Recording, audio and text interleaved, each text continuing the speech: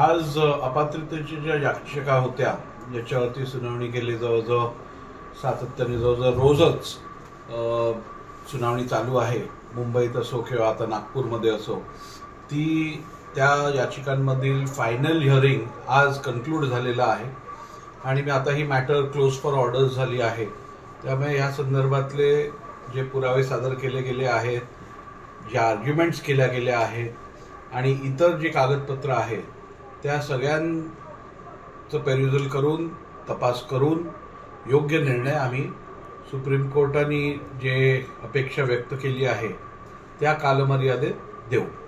Sir, देशाचं नाही राज्याचं सगळ्यांचंच लक्ष या संपूर्ण निर्णयाकडे लागलेलं आहे. कशी ही प्रक्रिया असेल पुढच्या काळातली?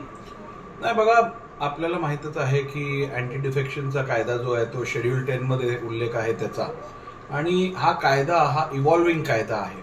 ह्याच्यात अनेक वेळा संशोधन होऊन अमेंडमेंट्स आलेले आहेत आणि प्रत्येक वेळेला जेव्हा अमेंडमेंट आलं त्यावेळेला तो कायदा अधिक बळकट आणि अधिक सक्षम झाला.